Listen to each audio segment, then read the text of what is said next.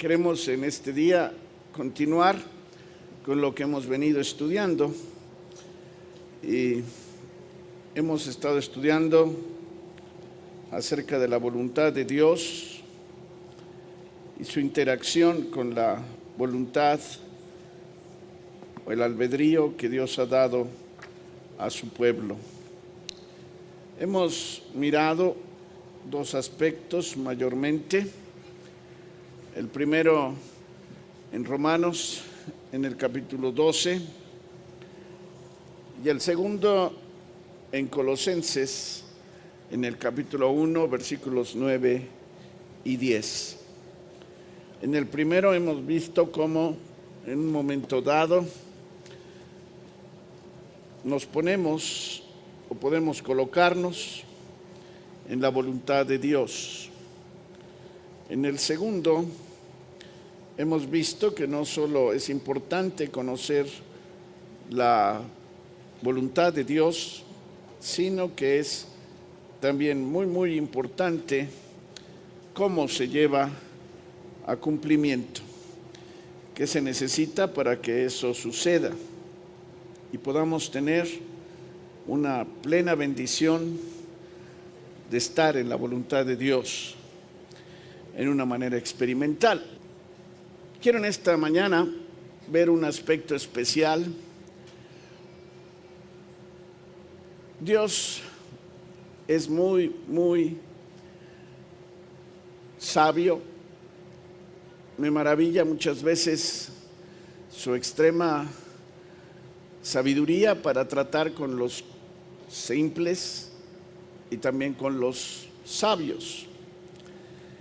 Y en esas condiciones he estado mencionando que quisiera que al hablar de la voluntad de Dios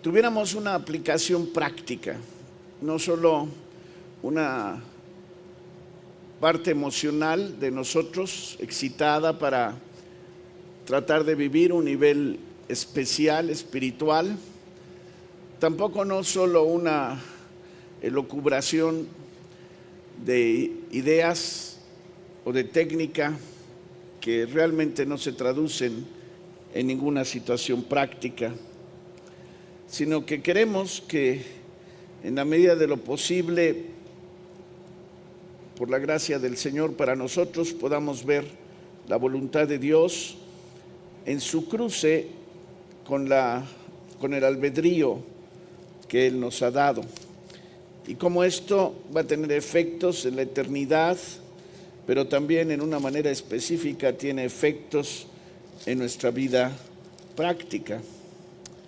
Así es que vamos al punto 3.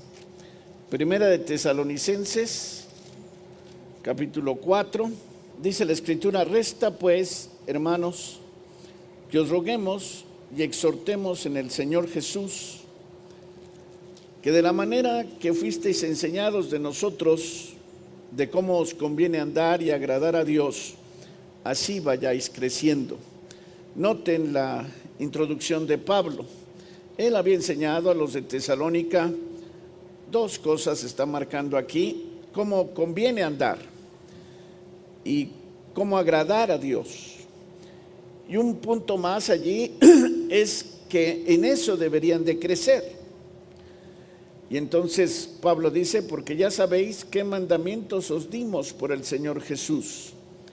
Y quisiera que subrayaran nuestro versículo en este punto: es porque la voluntad de Dios es.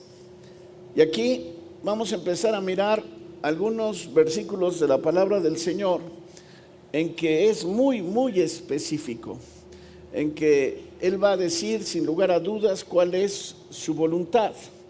Y gracias a Dios, porque habiéndonos planteado cómo poder ser reformados para conocer su voluntad agradable y perfecta, y también cómo esto puede llegar a un cumplimiento mayor, ahora vamos a empezar a mirar algunos de los aspectos en que no hay lugar a dudas cuál es la voluntad de Dios. Es importante que nosotros lo sepamos. Dijimos que nosotros debemos de ser llenos de todo el conocimiento de su voluntad.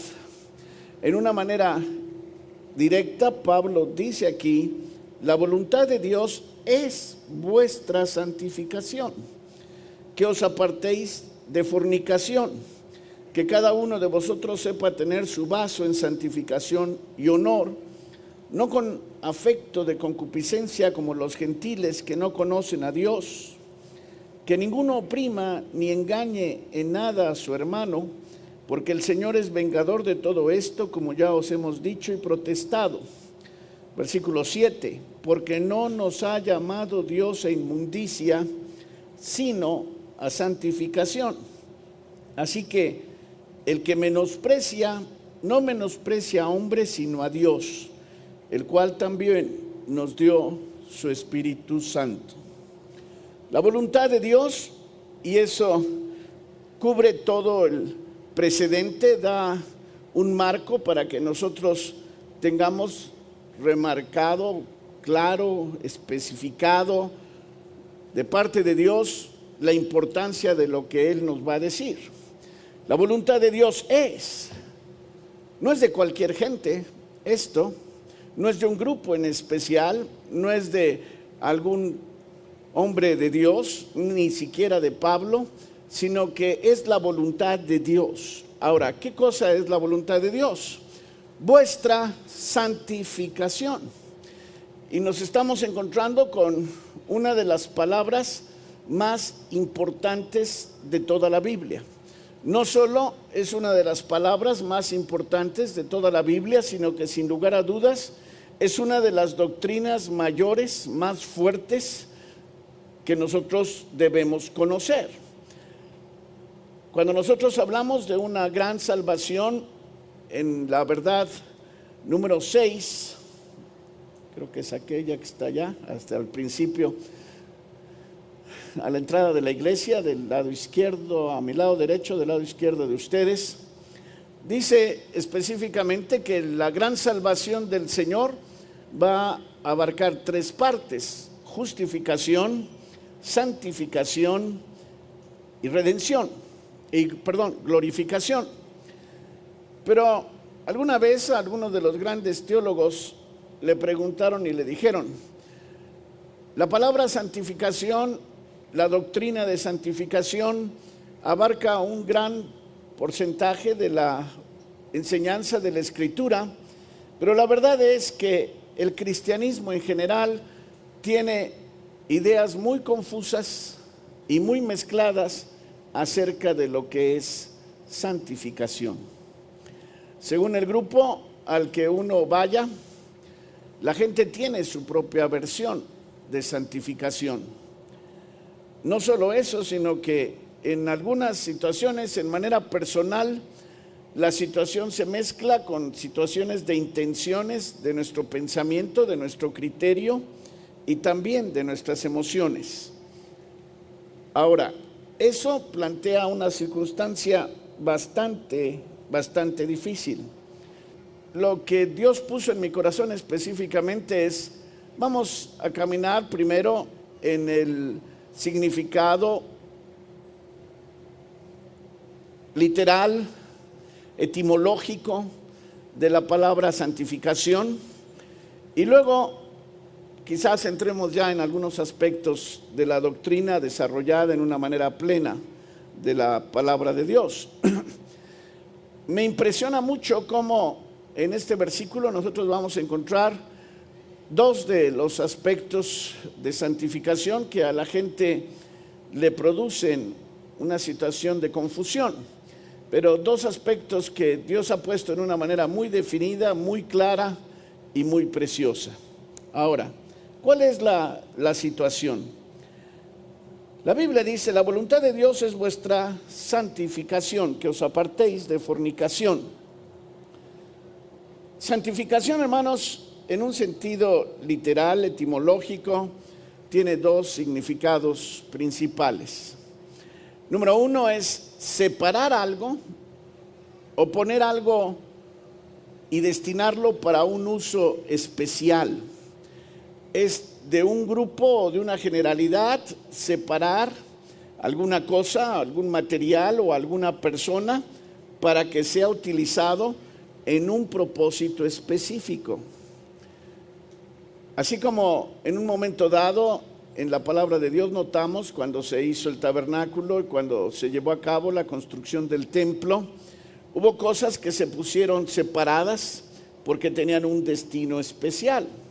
Aquello que era dedicado para el servicio de Dios era algo que era santo, algo que estaba separado, que no podía ser usado en manera común. La palabra contraria a situación de santificación podría ser profanación. Profanar es tomar algo y volverlo común, volverlo para todos, volverlo para cualquier cosa, para que pueda ser tocado, hecho o usado por cualquier persona, por cualquier ser o para cualquier motivo o propósito. Entonces, ese es uno de los significados, poner algo aparte o separarlo para. Y yo quisiera por un momento, porque sé que este es un terreno un poquito difícil, que por un momento no pusieras todas tus ideas acerca de qué es santificación, sino que me vayas siguiendo, porque algunos lo tienen en diferentes maneras ubicado, pero ahorita vamos paso a paso. Entonces, cuando Dios nos ha llamado a santificación, una de las cosas que nos está diciendo es que Dios nos separó, Dios nos puso aparte. Y hay dos aspectos que tienes que distinguir cuando eso sucede: de dónde Dios toma algo, y número dos, para qué lo va a destinar. Entonces, no solo es como algunos quisieran en un momento establecer con la palabra santificación una medida o un estándar de un determinado pensamiento, sentimiento o virtud ética abstracta, sino que santificación es algo que Dios tomó, que Dios separó de un grupo y entonces lo destinó para algo. Esa es la primera cosa de santificación. La segunda cosa nos habla de perfección o de totalidad, de pureza. Cuando santificación habla, la palabra de Dios está hablando en varias situaciones de una situación de perfección en lo cual no hay suciedad. En ese destino nosotros tenemos que comprender que Dios nos ha llamado y Dios nos ha separado para que nosotros seamos lavados con su preciosa sangre. Nosotros hemos sido llamados para, habiendo estado en suciedad, ser limpiados primero por la sangre preciosa de Jesucristo, de la situación del pecado que había en nuestra vida. Y después de eso, Dios va a trabajar en una manera especial para que nosotros seamos lavados en el lavacro de su palabra, para que podamos ser presentados ante Él sin mancha, sin arruga, ni cosa semejante. El asunto es que Dios está haciendo en nosotros un trabajo en el cual Él está llevándonos hasta que nosotros podamos ser como Él es. Nosotros vamos a ver en alguna otra situación cómo el Señor habla específicamente a su pueblo: sed santos porque yo soy santo. Y la Escritura lo que muestra es que Dios, en un sentido, es más allá del color purísimo blanco. Dios es luz. Eso es lo que es Dios. Dios no solo tiene una apariencia clara, blanca, sino que en sí mismo Dios no tiene ninguna mancha, no tiene ninguna suciedad, sino que de Él brota luz. Él es absolutamente transparente, no tiene nada que pueda en un momento dado considerarse sucio, ni por asomo, ni por imaginación uno podría encontrar algo sucio en Dios. Entonces ahí tenemos el segundo significado de la palabra santidad. Nosotros tenemos una obra en que Dios está perfeccionando a su iglesia, la trajo del pecado la purificó de sus pecados anteriores, pero Dios no quiere que aquello pare específicamente en que los pecados fueron limpiados, sino que progresivamente, y esto es algo que nos va a ayudar ahorita a establecer algo, Dios está trabajando en nosotros para habernos librado del yugo del pecado y ahora estar en un proceso en que Él está cambiando y está transformando nuestra mente, nuestro corazón y nuestras decisiones para que nosotros podamos ser como Él es. Así es que eso nos pone, y lo quiero mantener así sencillo, en una situación. Santificación habla de una experiencia instantánea, de una crisis, en la cual cuando nosotros nos encontramos con el Señor Jesucristo, Él viene y Él nos santifica, porque la palabra de Dios dice, porque con una sola ofrenda habéis sido santificados, ¿cómo? ¿Qué más dice? Para siempre. O sea, una vez que tú vienes a Cristo Jesús, hay algo que te sucede instantáneamente. ¿Qué es lo que te sucede instantáneamente? Yo digo, primero tienes un encuentro, tienes una crisis con el Señor y eso te saca del grupo del mundo, del grupo de los pecadores, y en ese momento te da una posición. Tú has sido separado de parte de Dios. Te sacó del mundo que estaba lleno de pecado y te ha puesto en una posición para un propósito que Él tiene. Sin embargo, nosotros sabemos específicamente y podemos notar varios textos en que Dios, como aquí, nos está diciendo específicamente una serie de cosas en la que vemos que santificación es un proceso. Gloria al Señor. Yo no sé exactamente cómo aplicarlo, pero algunas damas estarían felices con que inventaran una ropa que uno la lavara una sola vez y nunca más fuera necesario hacerla. Pero ¿qué es lo que pasa? Independientemente de la calidad de ropa que compres, algunas resisten más, otras resisten menos. Pues tú la lavas, la usas, la tienes que volver a limpiar en alguna X forma que tú quieras. Cuando yo era joven me hizo muy feliz un tiempo el saber que había unos, nosotros le decíamos pantalones de mezclilla, ahora les dicen jeans, que la gracia era que te los pusieras y nunca los lavaras. Y tenías que llegar al momento en que aquellos pantalones de mezclilla se pararan solos. Hay muchos aquí de ese tiempo, yo estoy seguro. No todos están tan jóvenes. No podían lavarlos era pecado. Ahora ya mejoraron, los usan agujerados. Bueno. Sin embargo, nosotros sabemos que en la vida, si nosotros queremos mantener algo en limpieza, tienes que estar dándole un proceso, tienes que darle un tiempo, tienes que hacer una serie de operaciones para que aquello pueda mantenerse limpio. Y nosotros como cristianos, hermanos, sabemos que Dios nos encontró, nos redimió del castigo del pecado. Pero ahora Él está trabajando en una manera especial para quitarnos la autoridad, el dominio, el señorío del pecado que está sobre nuestra vida. El pecado mancha, el pecado ensucia. Y sin lugar a dudas, dígame lo que tú me quieras decir, pecas. Yo quiero ver algunas manos de los que aquí no pecan. Ya se volvieron cínicos entonces.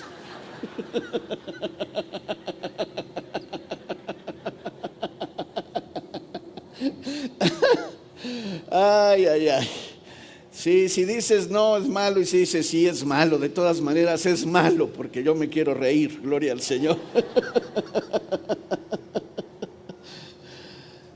La verdad de las cosas es que dice que si alguno no tuviere pecado, es mentiroso y hace mentiroso a Dios. En el momento en que alguien dice que no tiene pecado, en ese momento es un mentiroso. Ya pecó. Dios tiene que tratar con su pueblo para meterlo en un proceso en el cual Dios lo va a transformar y lo va a cambiar para que el pecado ya no tenga dominio sobre él.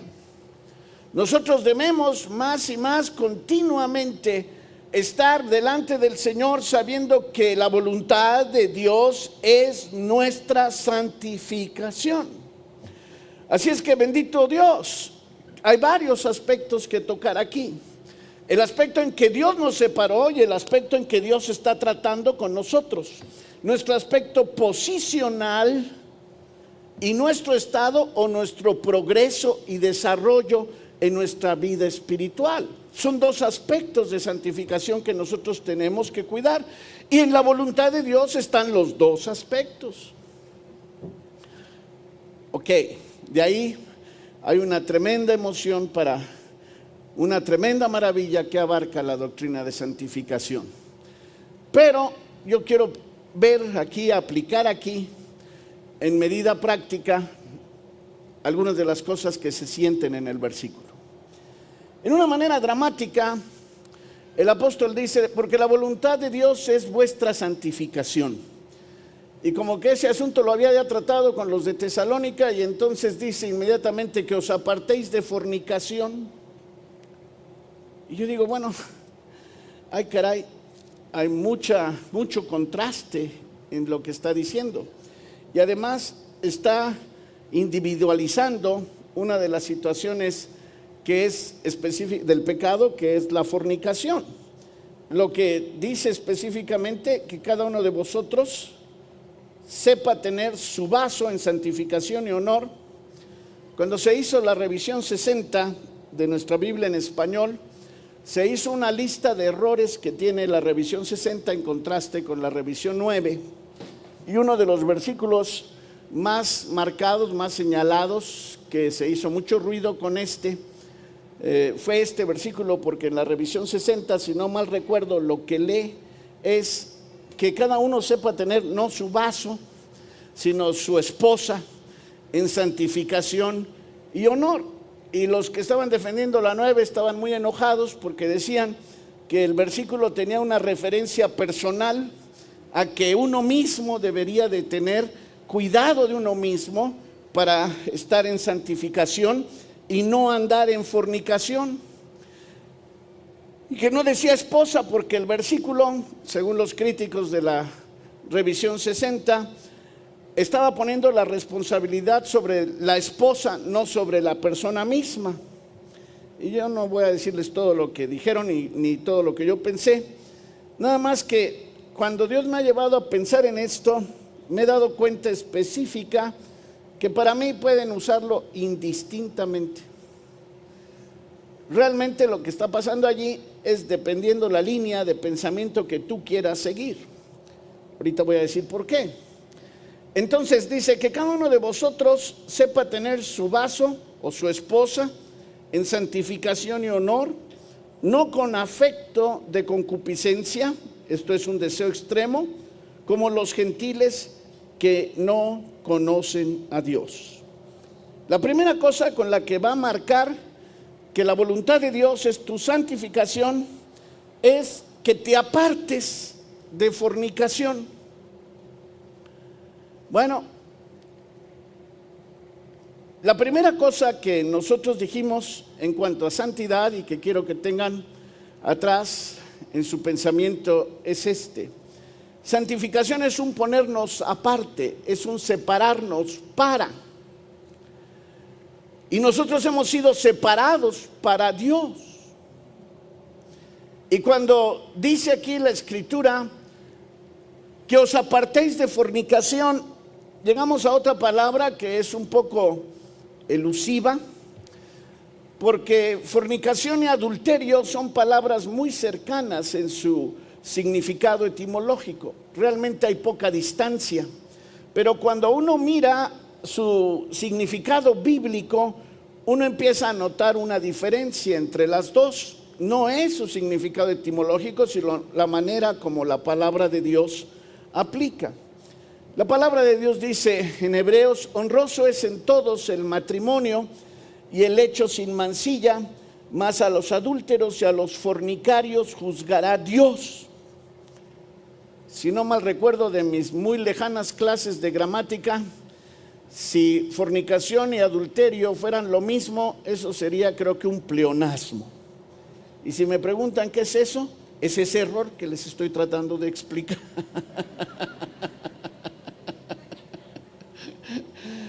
No, sería una repetición del concepto. Se ve obvio que la intención del escritor de Hebreos era separar fornicación y adulterio.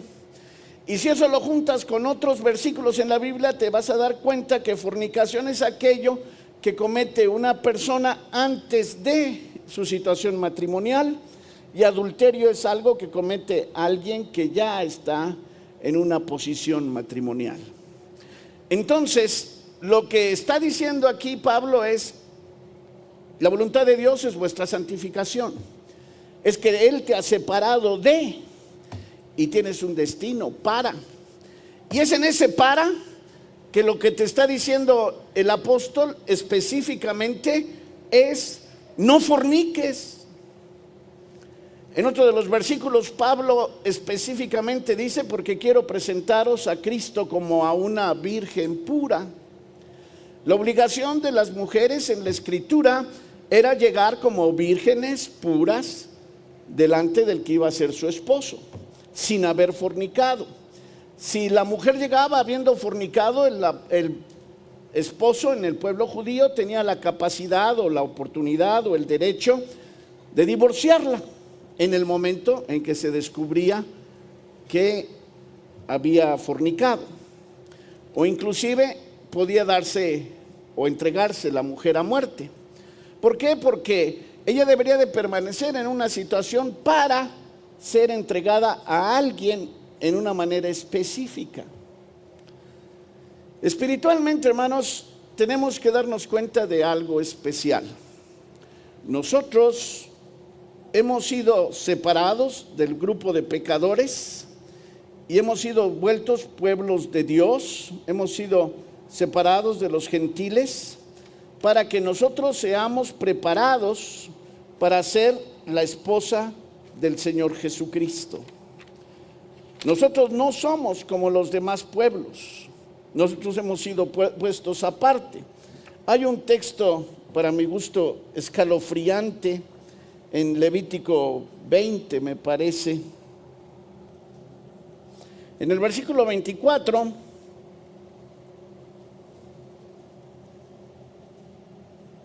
dice en la parte final: yo, Jehová vuestro Dios, que os he apartado de los pueblos.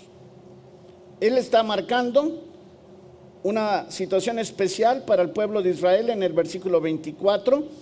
Yo, Jehová vuestro Dios, que os he apartado de los pueblos. Y versículo 26 ahora dice más detalles que por causa de tiempo no quiero detenerme.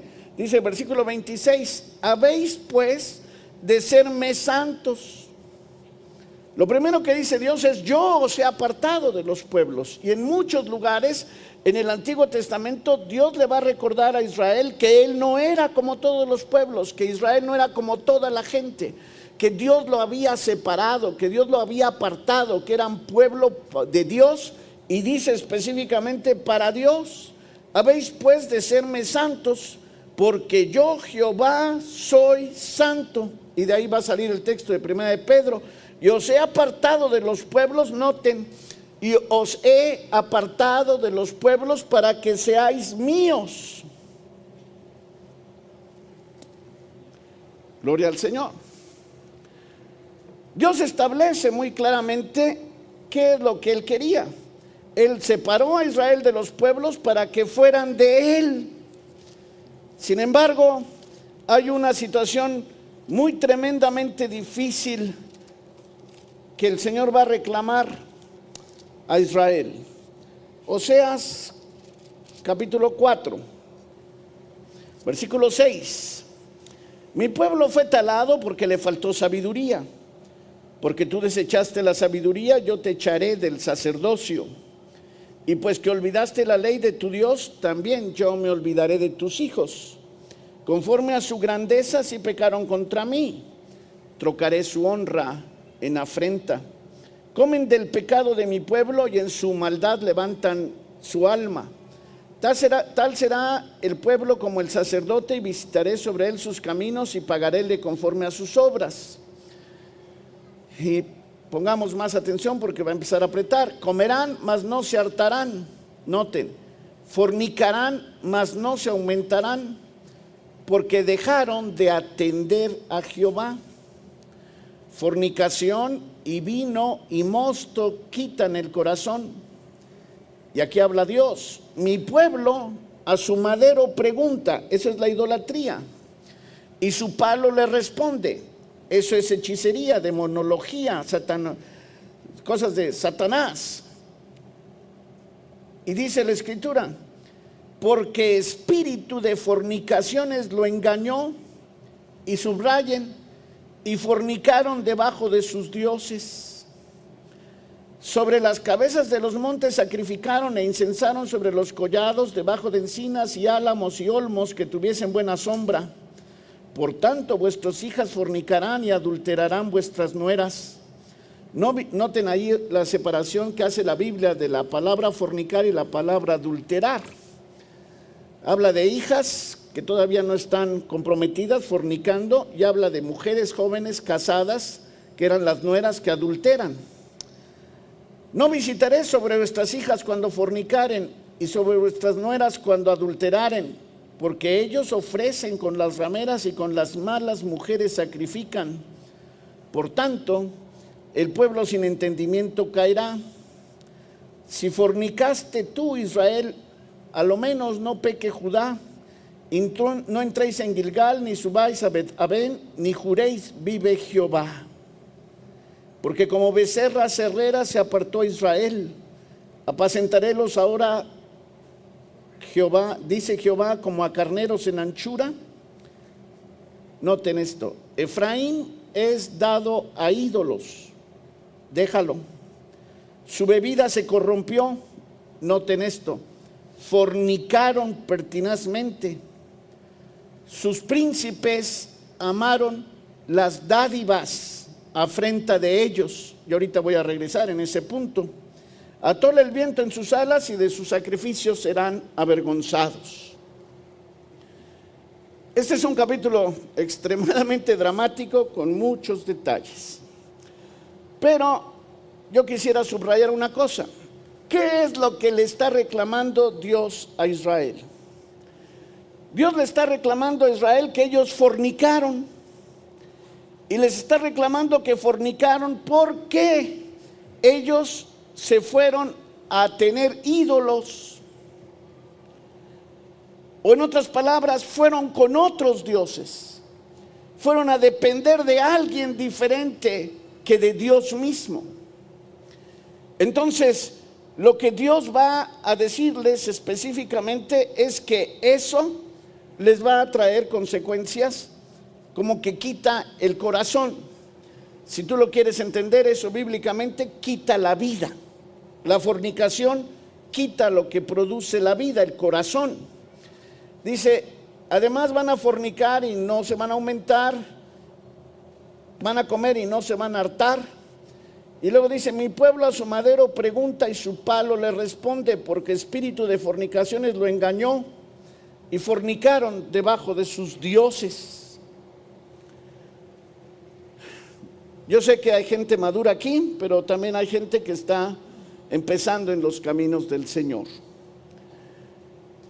Es muy impresionante, muy triste y extremadamente dramático cuando nosotros nos damos cuenta que hay pueblo de Dios que ha sido salvado por el Señor Jesucristo, que van a una iglesia cristiana y que todavía practican hechicería y demonología, y visitan a los espiritistas y a los que invocan muertos y a los que tiran cartas. Y me dicen, hermano, pues es que lo único que yo quiero es algo que alivie mi dolor. y pare mi sufrimiento. Bueno, independientemente de lo que tú estás considerando, la primera cosa que quiero decirte: cualquiera que vea a un hechicero, a un espiritista, a un invocador de muertos, a un brujo, a un curandero, a una medium, y que va al mercado de Sonora a comprar ramitas para que le hagan una cochinada, digo, una ensuciada, una limpieza, o una, ¿cómo le dicen? Una limpia. Lo que estás haciendo directamente, de acuerdo a la Escritura, es fornicar. Porque tú no has sido apartado del mundo para que puedas ir y mezclarte con lo que todo el mundo hace. Todos esos recursos que hemos mencionado son los recursos comunes del mundo. Pero cuando un cristiano va en esa dirección, lo que está haciendo es fornicando. Segunda cosa, lo que le está pasando, en vez de mitigar su dolor, es que está perdiendo su vida. Porque aquello, la fornicación, le está robando el corazón. Y algunos dicen: hermano, pero es que es de veras. Ya ni les quiero contar cuántas historias me han contado de los que van con los brujos y le dicen: es que me dijo todo lo que yo he hecho. Pues sí, tienen demonios. Aquí dice: ellos oran, claman a su palo. ¿Y qué es lo que dice? ¿Su palo no hace nada? No, su palo les responde. Yo recuerdo alguna vez de un cristiano que me platicó uno de los sueños más alucinantes que jamás podían presentarle a alguien, y fue cuando entró en un lugar donde había un montón de ídolos, y conforme él iba caminando más, los diferentes ídolos iban tomando vida, se iban moviendo y le iban hablando. Y él podía decir: pero ¿cómo puede ser si eso es yeso, o eso es madera, o eso es hierro? Lo que le faltaba a esa persona era leer Oseas. ¿Sabes qué pasa cuando alguien se arrodilla ante los ídolos? Muchas veces los ídolos hablan. El diablo tiene unos defectos, pero habla. Nada más que el hablar del diablo tiene una característica: es mentira, es falsedad. Y es como la misma relación que está hablando. Es una relación falsa. Y ya puede decir: hermano, pero lo que él me dijo era verdad en un determinado nivel, en un determinado punto. Pero cuando las cosas van progresando, lo que sucede es que la Biblia dice: porque espíritu de fornicaciones lo engañó, y fornicaron debajo de sus dioses. Atrás de los ídolos hay demonios. Y yo bendigo con todo mi corazón a la generación de cristianos anterior, que tenían mucho cuidado en todas las cosas de idolatría, porque la palabra de Dios dice: no te harás cosa ni imagen de arriba en el cielo, ni abajo en la tierra, ni debajo de la tierra. Ahora, ver a las gentes llenas de colgajos, hermanos, yo creo que deberían de revisar sus propósitos y sus motivos. Yo he estado en algunas naciones, y me abstengo de los nombres, en que cargan crucifijos y plaquitas, y ahora hay una nueva moda: queman a su pariente que más odiaban, que más querían, y después de eso agarran las cenizas, los ponen en una cajita y los andan cargando cerquita del corazón. Bueno, hubiera sido que lo tuviera cerca del corazón cuando estaba vivo. Eso es hechicería. Eso es satánico. Empezando porque la palabra de Dios es absolutamente clara que las gentes no deben de ser incineradas. Nunca. Es pecado. La Biblia lo dice tal cual. Y después de eso andar cargando sus cenizas, y tratando de tener un pensamiento de invocación de muertos es transgredir la palabra de Dios en manera total. Y tú puedes decir, pero es que los demonios hablan, sí, espíritus de fornicaciones, te está engañando a ti. Son demonios los que están hablando y te están engañando. Pero dice más específicamente, fueron y sacrificaron, incensaron los collados, etcétera, etcétera, y Dios habla de disciplina sobre las hijas, sobre las nueras. Y entonces va a decir una cosa sobre Efraín, hermanos, que era un pueblo especial, una de las tribus especialmente separadas por Dios. En esta misma epístola Dios lo va a llamar hijo delicado, hijo amado. Efraín era una gente especial, no era el común de Israel. Era alguien que Dios había separado, era alguien que había fructificado. Y eso tiene que ver con las gentes que han sido llamadas al ministerio, entre otras cosas. Pero lo que va a decir aquí, Efraín es dado a ídolos. Déjalo. Y luego va a decir en una manera terrible, su bebida se corrompió, y eso es importante. La bebida en la palabra de Dios, y eso es bueno para que la nueva generación sepa, es uno de los tipos de la búsqueda de placer. Y eso pareciera ser la doctrina que domina en el corazón de muchos de la nueva generación. Lo que quieren es placer, lo que les satisface, lo que les llena.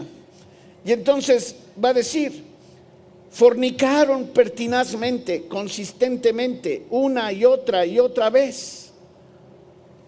Y noten lo que va a decir aquí. Sus príncipes, los príncipes de Efraín, los principales de Efraín, amaron las dádivas. Eso tiene que ver con dinero. Y dice ahí, afrenta de ellos, vergüenza de ellos. Y eso es tema de otra enseñanza. Pero la palabra de Dios llama al dinero como un Dios. Y el Señor Jesucristo dijo muy directamente, no podéis servir a Dios y a Mamón, dice. Eso dice la Escritura en el Evangelio. Y Mamón es el Dios de las riquezas, es el Dios del dinero. Y no quiero en ninguna manera ser duro con nadie, ni juzgar a nadie, ni mucho menos afrentarles. Pero les voy a decir, un altísimo promedio de cristianos, y yo diría prácticamente la totalidad de la gente que no conoce a Cristo, ahora tienen un nuevo Dios. Se llama Mamón, se llama dinero. Yo recuerdo hace años, alguien me preguntó y me dice, ¿cómo va el asunto de la idolatría en México? Y le dije, las nuevas generaciones no tienen tanto el problema. Las antiguas generaciones ponían mucho énfasis en las situaciones de diferentes ídolos o representaciones físicas de otros dioses. Pero la nueva generación tiene un Dios. Ellos quieren estudiar para poder conseguir un mejor trabajo. Y quieren tener un mejor trabajo porque quieren conseguir más dinero. Y quieren tener más dinero porque el dinero les produce todo. Y creen que la solución de la vida es el dinero. Y dramáticamente todo, la estructura de valores, todo el pensamiento, todo el esfuerzo va con una dirección: dinero. Y yo en esta mañana vine para decirte específicamente, la voluntad de Dios es vuestra santificación. Y cuando el dinero te preocupa, cuando el dinero te lastima, cuando tú has pedido prestado, cuando tú has usado cosas que no pagas, cuando estás con todo tu corazón y tu anhelo, quiero dinero, eres un fornicario fuera de la voluntad de Dios, sin caminar en la situación de santificación, dependiendo absolutamente en la confianza de que el Dios que ha prometido nunca te dejará.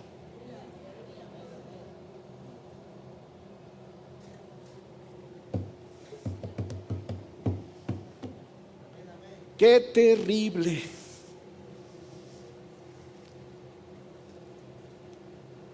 Las gentes amaron las dádivas, afrenta de ellos. Como de una joven, perdieron su virginidad, afrenta de ellas. Bueno, pues son todas, pues serán todas. Mi pueblo fornicó persistentemente. Yo te quise decir una aplicación porque algunos dirán, no hermano, pues esos serán los ricos porque ellos tienen dinero y quieren más dinero y les gusta mucho el dinero porque pues con el dinero todo se puede. Bueno, yo creo que sí, hay muchos ricos llenos de codicia que jamás van a parar de querer más dinero. Pero hay tantos pobres en profunda amargura, dispuestos a vender su alma al diablo por un mugroso peso. No digas, bueno, no uno. Es lo mismo. Es lo mismo. A mi gusto es uno de los ídolos más terribles que hay en este tiempo. Tu vida está esclavizada, está sometida y harías prácticamente cualquier cosa por tener dinero. El pueblo de Dios no sirve a Mamón, porque de entrada Dios dijo, no podéis servir, y servir es adorar. ¿Qué vienes a hacer aquí a la iglesia? En Estados Unidos hay solo de las cadenas de comida rápida, una es la que yo conozco que no abre los domingos porque su fundador fue cristiano y dijo, queremos que nuestros empleados vayan a adorar a su Dios y a cuidar a su familia. Todos los demás, todas las demás cadenas, todas abren todos los días, incluidos domingos, prácticamente horarios completos. Séptimo día para Dios. ¿Quién dijo? ¿Por qué?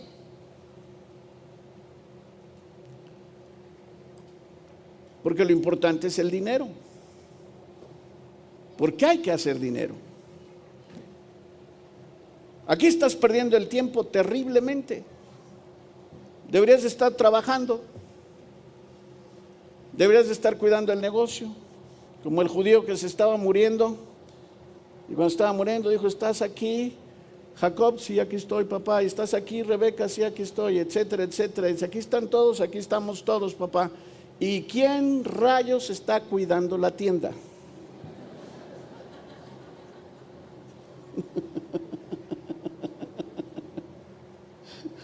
¿Quién está cuidando el negocio familiar?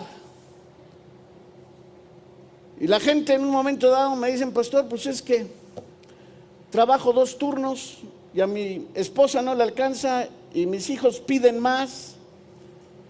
Pues sí, lo que sigue es trabaja de velador.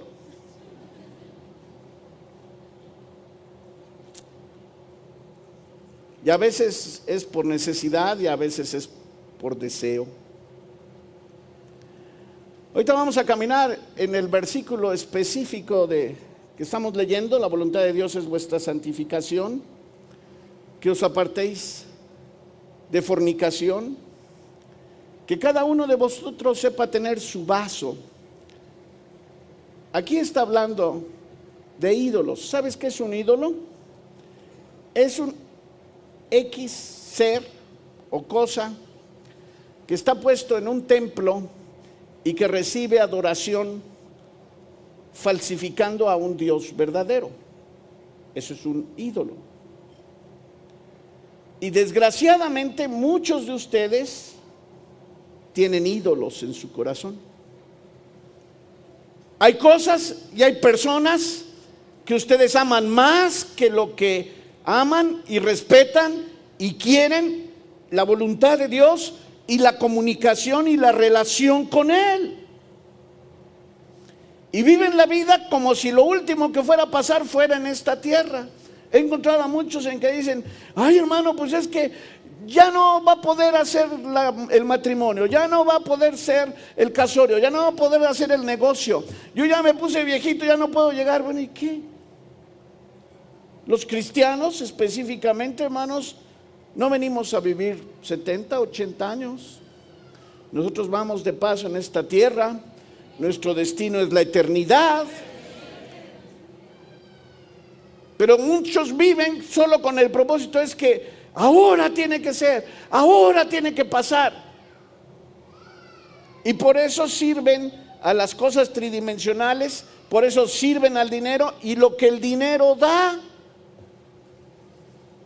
Yo no puedo olvidar comprando en Canadá, y quizás alguna vez ya lo mencioné aquí, acaba de caer la cortina de hierro, la situación de división entre comunistas y capitalistas. Y estaba vendiendo una muchacha polaca que realmente era una preciosidad, la jovencita. Y de repente cuando estaba vendiendo, vio que era muy grande la compra y dijo: ¿y va a pagar todos esos dólares? Y le dijo: sí, es para mi familia. Y le dice: ay, ¿quién tuviera una familia? Y la otra persona le preguntó: ¿es mucho dinero? Dice: sí. Dice: ¿y para ti qué significa el dinero? Dice: ay, Señor, yo por dinero hago cualquier cosa. Y uno se asusta.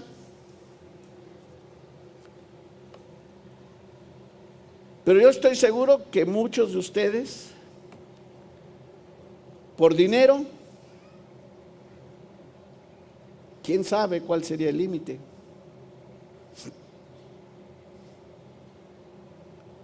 Alguien alguna vez me dijo específicamente: ¿le va a tocar tanto, ingeniero?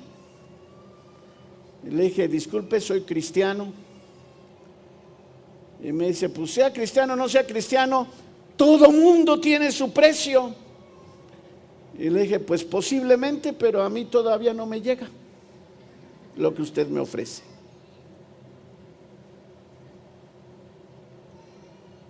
Yo te pregunto, ¿cuál es tu precio?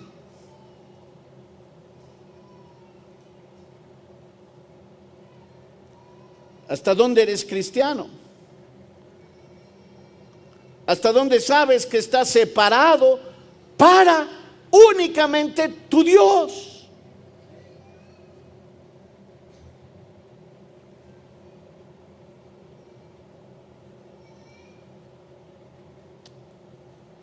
Yo sé cuál es mi precio. Alguien ya lo pagó.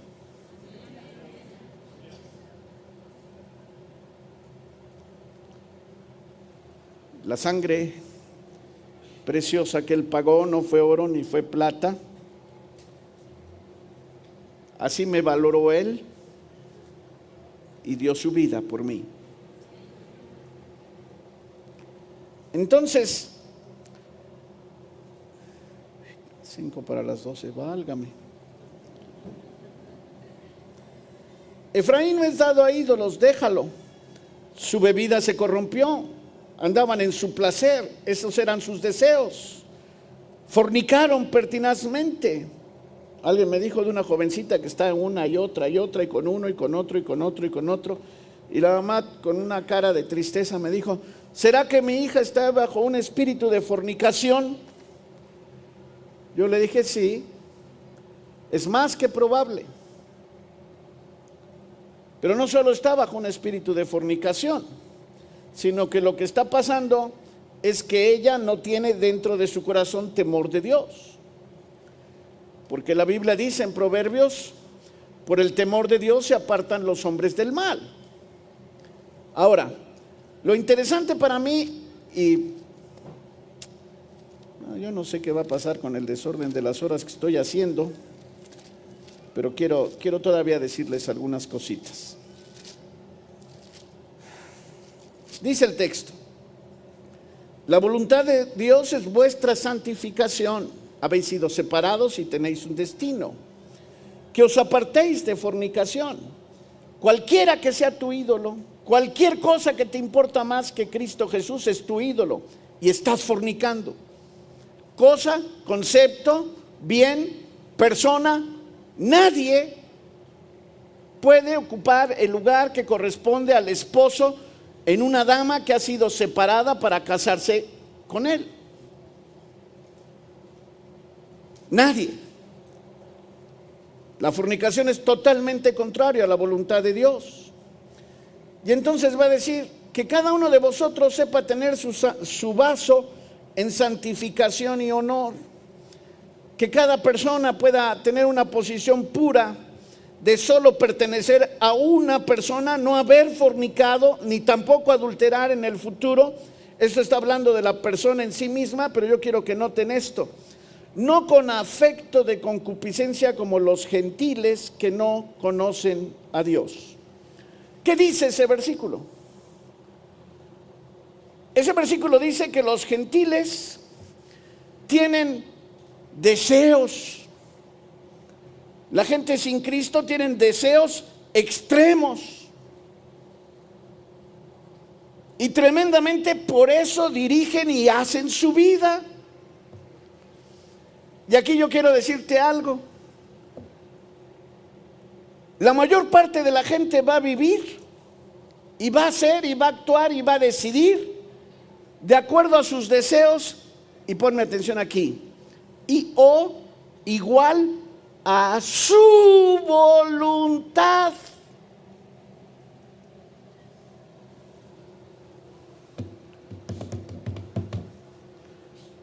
En una manera tremenda, los gentiles viven haciendo lo que ellos quieren hacer, lo que ellos desean hacer, lo que ellos se sienten impulsados a hacer.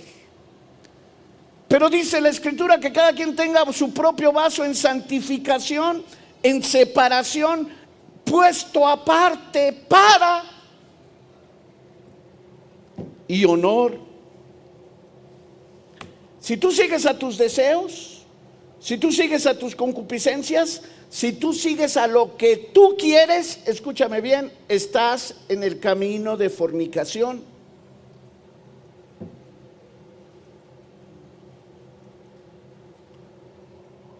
Y entonces va a decir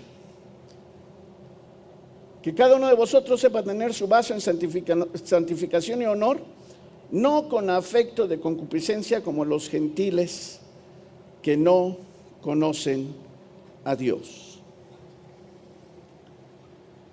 Lo quiero plantear así. La voluntad de Dios va a entrar en un choque con nuestros deseos, con nuestras intenciones.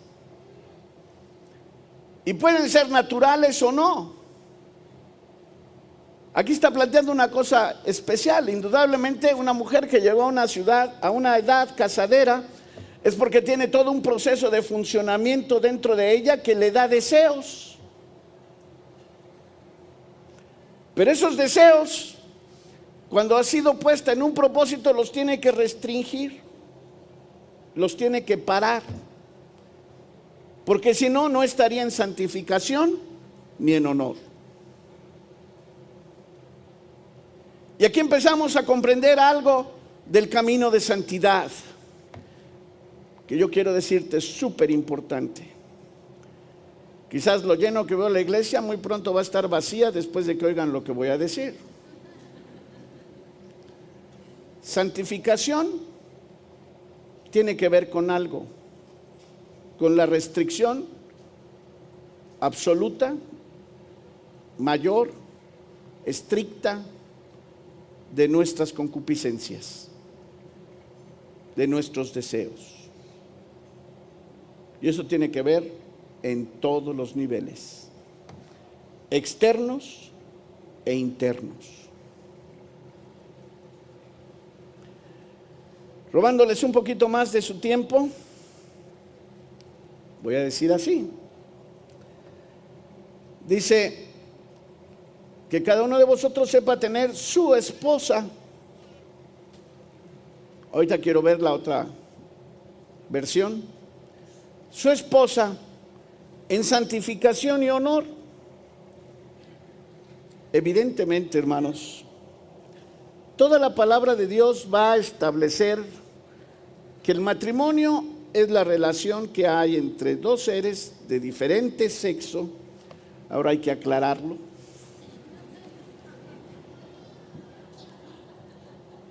Entre dos seres de diferente sexo, que mientras los dos están vivos no puede haber ninguna opción de ninguna otra situación. Lo que la Biblia entiende como un matrimonio correcto es un hombre para una mujer para un hombre. Yo sé que los latinos tienen su propia versión, su versión católica, idolátrica, y lo digo desde el punto de vista histórico. La mujer tiene que ser pura, el hombre lingoli. Firmado no por San Pueblo, yo digo por San Diablo. El hombre que no se separa en su matrimonio está avergonzando, manchando y ensuciando su matrimonio. Pero no solo habla de una situación de unidad.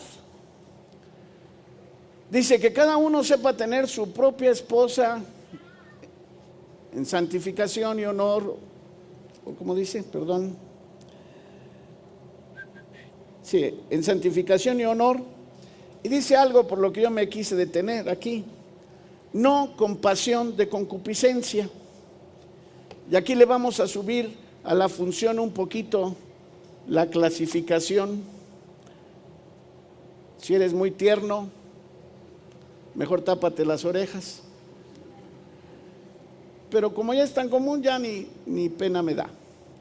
No sé cuántas veces vienen y me preguntan las mujeres o las esposas y me dicen: pastor, quiero que me diga qué debo de hacer. Y le digo: ¿por qué? Me dice: mi esposo se consiguió unos videos. Ya se saben la historia, varios empezaron a sonreír. Los pone en nuestra recámara, quiere que yo los vea. Y después de eso quiere que nosotros repitamos las suertes.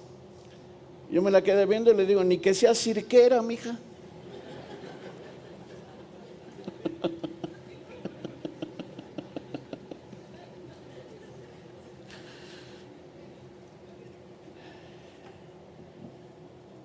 Y me dicen: pastor, pero es que la mujer tiene que estar sumisa a su marido. Digo: mírala, qué espiritual resultaste. A veces no sé si son ellas o ellos los que llevan los videos. Pero hay algo que tenemos que aprender. Matrimonio no es como algunos piensan, y abusados, solteros, porque por lo menos en mi generación así pasaba. Los hombres estaban desesperados por casarse, porque a partir de la noche de bodas, todo lo que no se valía, ahora se podía hacer. Malas noticias para ti. Dice que cada quien debe de tener su mujer, ¿en qué? En santificación y en honor. Yo no sé si la tuya sea una perra, la mía no. Y dice: no en pasión de concupiscencia. Y eso pone una frontera. El hecho de que te cases no es la carta de autorización para que todo el animal que está dentro de ti se salga, que es la versión que tienen muchos. Santificación habla de una medida, de una frontera, de una calidad. Y eso es absolutamente práctico.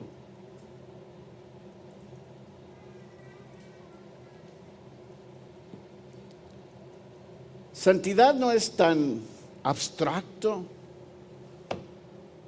ni es cuestión de vestiduras de color negro, de pelos largos, de actitudes religiosas. Santidad, hermanos, tiene que ver con algo en una manera práctica. Disciplina de uno mismo, sabiendo que uno está separado para servir al Señor, no a sus propios deseos. Y en esta generación, dinero es un ídolo con el que la gente fornica.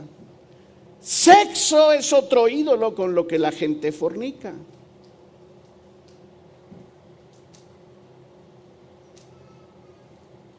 Posición, prestigio y otras cosas son cosas con las que la gente fornica. Pero en este día yo quiero que sepas, la voluntad de Dios es vuestra santificación, que os apartéis de fornicación. Todo lo que te separa de haber sido destinado para Dios en manera exclusiva es fornicación. Espiritual y prácticamente hablando. Si en algunas cosas tienes duda, yo creo que es bueno que platiques con tus ancianos, en caso dado con tu pastor cuando puedas, para fijar algunas cosas de tipo práctico. Pero yo creo que el concepto ha sido explicado.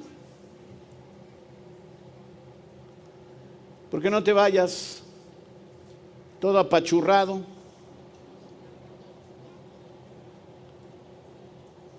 A mí San Pueblo una vez me dijo,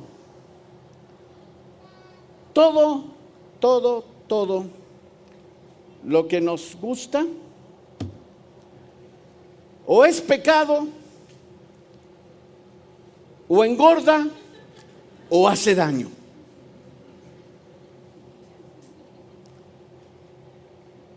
Y tú estás empezando a mirar alguna situación, eso es San Pueblo, no tiene el balance de la Escritura, pero tú estás empezando a ver qué empieza a pasar con tu voluntad, con tus intenciones y la voluntad de Dios.